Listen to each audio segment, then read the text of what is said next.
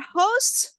Welcome to tonight's episode of Ready, Jetset, Go. I'm a clinical hypnotherapist and neuro-linguistic programming practitioner. And here in the show, we talk about the good, the bad, and the ugly in travels. So, unfortunately or fortunately, I can say I am so excited because, I have finally got the chance to get the opportunity to have our guest. Last time I was trying to, coordinate with him, but he has so been busy about his exhibit.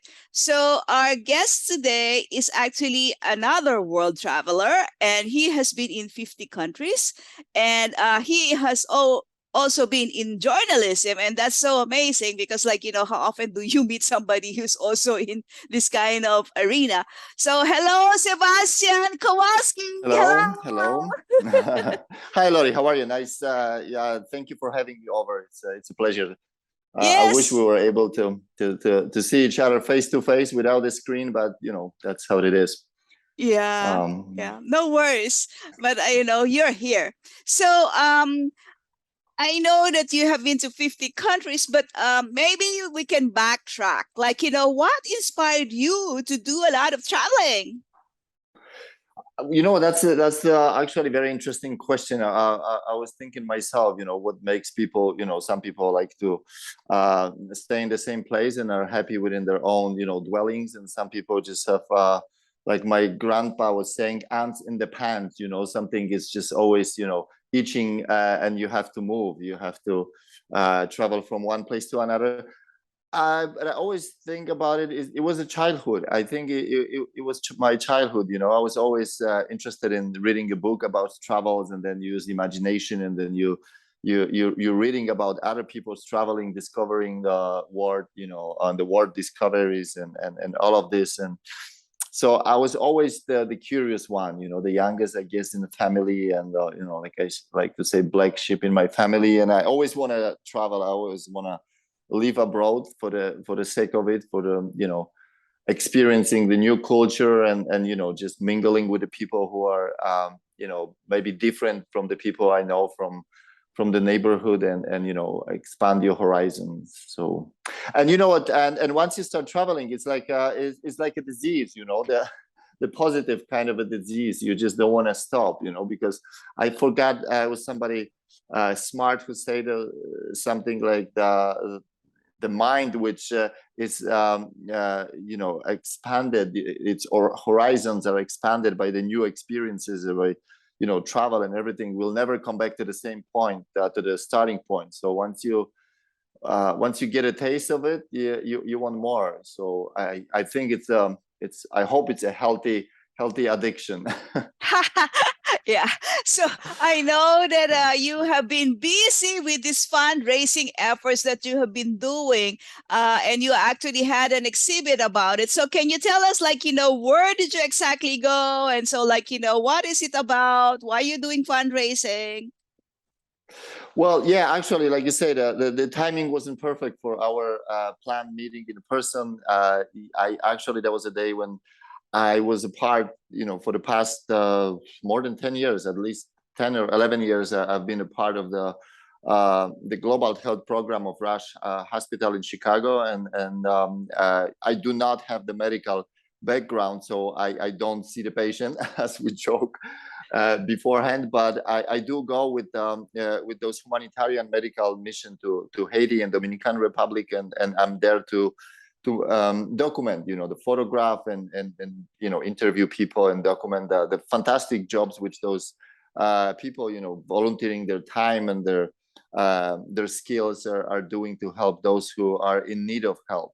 Because we to answer your question, why? Because I we all living in Western civilization, I don't know, in Europe or United States, Canada, and so on. Those so-called first world countries, we are so spoiled and privileged to have and we don't even appreciate that. It's so common that you can go to CVS and get the flu shots, or buy aspirin, or any kind of a medication. I'm not even talking about being seen by the doctor. So we are very fortunate and spoiled, having that access to the medical help, which is not so obvious, and it doesn't happen in majority of the world, unfortunately. And so that was the reason. I was invited to their medical trip, I think 10 years ago, as a photographer, and I got the bag. Like I told you, once you get a taste of something, you wanna do more. And besides, I always wanna, I by trade, I was working as a journalist in Europe, but I also studied international relation with this whole idea that I always want to work for some humanitarian organization, to do something, not only travel. And the same way, when I travel privately for myself, I also don't travel to organized trip to resorts and so on. I do like to travel the local way, and to see the country I'm visiting through the eyes, or at least as close as possible to the way how local are seeing and living in this country. And so that was the extension of my passion for travel, for new culture, and also trying to, I don't know, it's just maybe sounds cliche, and but I just give back, just but I'll be honest with you, when I go to those medical mission, I feel like a little that I, of course, they always, we do have a mission to tell the story, but real job is being done by the medical personnel, by the doctor, nurses, and the medical students. So they do the hard work, and the work which actually changing people's life, because that's what it is about. So, and then once a year, we organize this big fundraiser. Of course, people can donate, and then it can help 365 days a year, but once a year it is fundraiser, but also the way to recognize those who went on those medical missions through the year, who sacrifice their time, vacation time, because they taking vacation time from their regular jobs, and we all pay for each other, so it's it's all out of our pocket. So this is like a big fundraiser slash I would say one night gallery opening, because we display all the arts and photography. This year we had close to, I think, 60 images on the walls of the Lofton Lake, and they were not only to show what we do, but also some images are kind of a they have the artistic approach, not only photojournalistic approach, and we don't hide that we want them to sell, because all the money proceeds to the next next year mission. So so that's what I was organizing on Friday, and we couldn't meet in person. And so I hope I summarize. I know I'm talking a lot. No, it's good. So but, at least we have a feeling how it is. So how would you describe your experience of seeing the situation in Haiti and Dominican Republic? And from what you have heard, how are the locals coping up? Because there's a lot of some political situation in some of them, and then I have no idea. Maybe you can share. Those are a very good question, because what it's actually incredibly interesting. It's the same island divided by two nations and two countries. And one time, usually when I go on a mission, we either fly to Port-au-Prince to Haiti, or to Santo Domingo to Dominican Republic. But one time I had to photograph in both countries, so I crossed the border, land border between Haiti and Dominican Republic, and you can physically see the difference. Once you're crossing from, even though there's the same islands, the same latitude, and the same weather, the countries look completely different. Haiti, as probably a lot of people knows, is the poorest country in the Western Hemisphere. So it looks, from my experience, if I could compare it looks like very poor African country. Dominican Republic, on the other hand, it's just a Caribbean, Latin America country, with its own problem, and we go there, we help people because they are poor people. But the problem in Haiti are magnified by 10 or 100, because of the earthquake, because of the corruption, because of the political unrest, because of the gangs, and so on and on. So yeah, it seems seems really crazy that it's been so many years, and I've been traveling through those years, and I don't really see that things are getting much better or any better in Haiti right now. Actually, for the past, because of a pandemic, and then you probably heard about the political turmoil, political unrest, assassination of the president, who didn't want to leave the office first, and then he got assassinated. So right now it's actually it's no-fly zone, if I may say so, for medical missions. So we were not able to organize. We're still sending them supplies,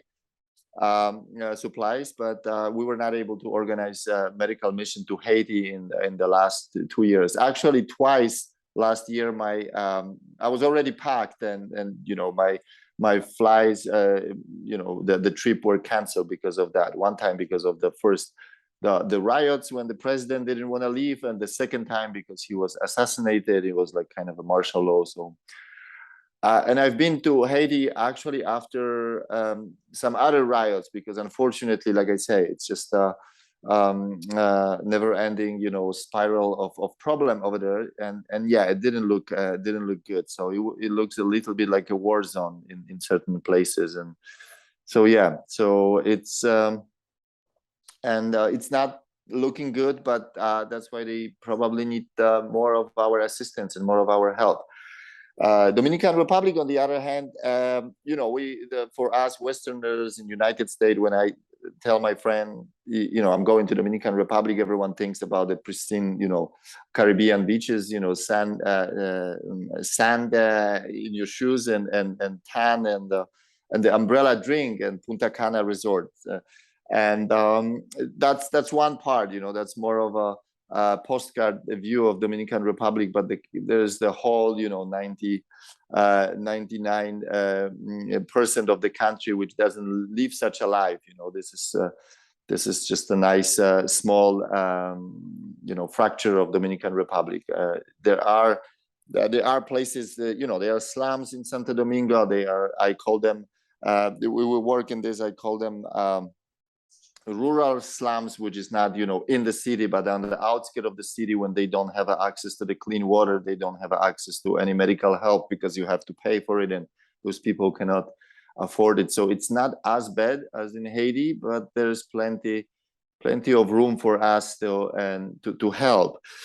And what is interesting, if I may continue on that, we actually started the night after, so Saturday, the first trip to the new place where we started working. It's called Duquesa.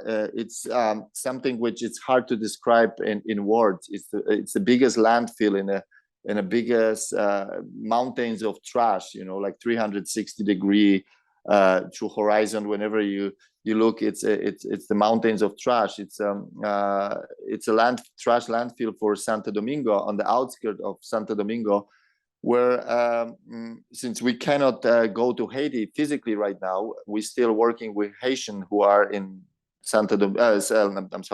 who are in Dominican Republic, and they live on that mountain of trash. So they are illegal, they undocumented, they don't have so obviously there's no help from them, from the DR government, and they just they needed to find a way to make a little bit of pesos and survive. So they live basically among trash, and they recycle and collect plastic, collect glass, and sell this to like I say, to make a living, to make a little bit of money and survive. And as you can imagine, living on such a extensive mountains, because really this is not like a small corner of trash. It's just the biggest trash landfill in Santo Domingo, in Dominican Republic. It comes with the incredible stench. It smells, and they're working in that trash, in those conditions. They develop a lot of medical problem. So right now, since we cannot safely go to Haiti, that's where we're working with Haitian. and we're still working with the community outside of Santo Domingo and Villa Verde, and also there goes medical mission to the mountains of Peralta, which is roughly 3.5 hour drive from Santo Domingo. So it's not a Caribbean blue postcard. It looks, like I say, I'm not gonna hide it. It's better than Haiti. It's nice, beautiful, and green, but people are poor and they don't have an access to medical help. So certainly what those mostly young doctors, but all ages are there represented. All those doctors who are the work they're doing, and it's amazing. I like I say, I'm there only to document that and photograph, but I'm amazed by and also local communities, because that's the foundation of that work. That a lot of you asked me before why I started working with them. It's because this is a very honest organization. So we don't, I don't want to name any other, non-for-profit organization, but they have some, some structure, and whatever you donate, it's only a fraction of your donation really goes to those in need, because they have to maintain the organization. This is more of a, just a bunch of, I like to positively crazy people who do this out of their own time and their own pocket. And so whatever it's donated or collected, and whatever we sell, the images and everything, and 100% of that goes to those communities in Haiti and Dominican Republic. Yeah. So how does it feel every time that you left? Like, you've been like 10 years of going back and forth. Like, how does it feel after you have done the project? You know what? It never feel like you're done with the project. That's why it's been going on for 10 years. It's an ongoing effort, and in a way, we do. I again let myself, include myself and say we, even though I mostly document their work, but so we do have projects, and the whole idea is not to, a lot of non-for-profit organization, and they've been accused of that. They live off the conflict or live of the problem, because that's how they get the donation. And I read several interesting articles about those big, corporate organization, non-for-profit organization, that, what would they do if the problem was solved? So some of them, they help, but they don't really solve the problem, because when the problem is gone, you cannot collect money for that problem, right? In our case, of course, we not work in a huge scale as, I don't know, Red Cross or Doctors Without Borders, but in our case, we always work with the local communities and empower them. So that's why even the name of the organization is Community Empowerment. And eventually, at some point, when we build the clinic, when we build the water purification center, they also train the local doctors and nurses, and then we just pull back. Once they have everything, they have know-how, and we just move to the next community who needs that. So it's never, and that's the whole idea of that work, that we never work with the people who just say, hey, we are poor, and just do this for us. Because that won't make much of a difference. Maybe it's just basically like a band-aid on a bleeding wound, but that doesn't solve the problem of the wound. So we always work with the communities which have the will and power, and they want, and they are active, and they want to change something for themselves too, but they need a help. So that's how it works. So we definitely accomplish several projects, because and that's why I say we're moving into a new place, into this trash, I call this mountain of trash of Duquesa. So that's another neighborhood where we're working, because in a few other places they already have a clinic, they already have a water purification center, and those clinics operate out of their own local volunteers and the local doctors and local nurses. So they really don't need us anymore. In a way, in those places, but there are other places when they do need help. So and how does it feel? It feels good for sure. Over the 10 years, The one thing which I really regret, but that's, the busy life, and that I haven't, learned Spanish yet, because the relation would be even better with local people, and because they are lovely. I just, that's one thing why I'm going there. Sometimes I think I'm going on those trips not to help them, but to help myself, to like really be surrounded by people who are, just who have big hearts and big smile, and they may not have a lot of things, and then they may be poor, but they are happy, and they appreciate what we do for them, and they make me feel happy. So I feel sometimes that there is an element of selfishness for me to go on those medical trips, because those trips make me happy, because I'm surrounded by people who I feel, being surrounded by love and their friendship. And over the years, of course, you get to know each other well. You get to know their local, volunteers, and you become friend with them. Of course, there's the language barrier, so that's why I'm just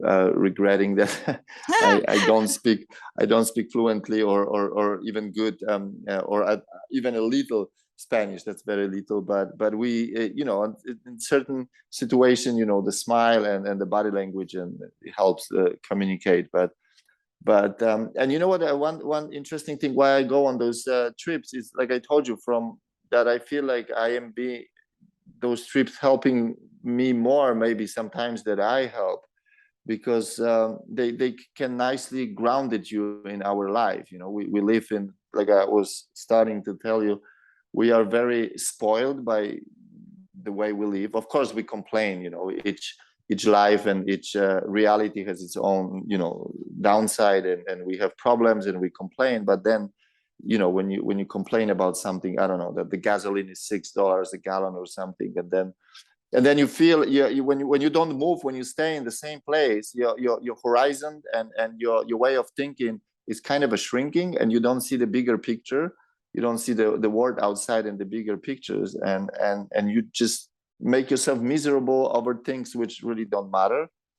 Like, I don't know, Yeah. the prices went up, your inflation and everything. It all does matter, when our life may be more difficult, or we were, we had pandemic and everything. But then when you go to those countries, the third world countries, and you don't go to the resorts, because the resorts are like kind of a, like being, just I don't know, it's unreal, it's not the real life. But when you go to the real countries, and you see how other people live and what problems they have to face, and how harsh their life is, then you really can get the distance to your own life, to yourself, and you can really appreciate what you have, and so yeah. Very good. So like, I really like the part. introspection part over there. So give me like, the top 3 countries in your bucket list before we actually end the show. The bucket list I want to go to, or I was to, because that's difficult, because it's all depends. So you want a country which my top, which I'm planning to go to, Yeah, or you my want dream to go countries? to. Or you know what, since I'm going to use this map, this is the old map, so that it's still show the Africa, before the independence and everything. But here there's a beautiful country called Namibia. I would love to go there. Before pandemic, I had a chance to go to Tanzania and Zanzibar. And Namibia, there is something magical about the desert, and I've seen images from Namibia, and they are just mind-blowing. And so I would love to. I would love to go to Namibia. From what else?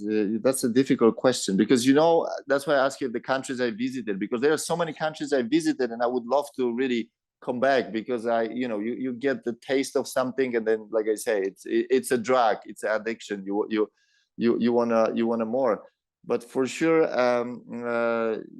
I would love to. I had like few years when I was exploring the Southeast Asia, but I would like to spend more time in Africa. New Zealand, Okay. New Zealand for sure. So New Zealand, I haven't been to New Zealand and Namibia. And I also want to go to Ethiopia. Ethiopia for the rich culture, for this, an amazing landscape. And there are amazing. There's a problem to really, jump into this, and I hope because of the the health issue, but I would love to spend some times with the Ethiopian tribes, live over there. Unfortunately, there's a bunch of disease. I don't want to get into details, which are still present over there. But yeah, I think those three countries I would love to That's awesome. Yeah. visit soon. I haven't been. That's great. So what you call that, here in the show, we actually are welcoming other people who are into travel, because we want to make sure that we get the gist of what are the different feelings that you get in different travels that you have had. And also you can be like your own Rick Steve, Samantha Brown, or Peter Greenberg in the show. So send me a holler just in case that you want to be here. And then thank you so much again for being here, Sebastian. I really appreciate it. I'm so excited about all those travels you've had. So I see you soon. You take care. Anytime. I hope to see you soon. Okay. Thank you. Okay.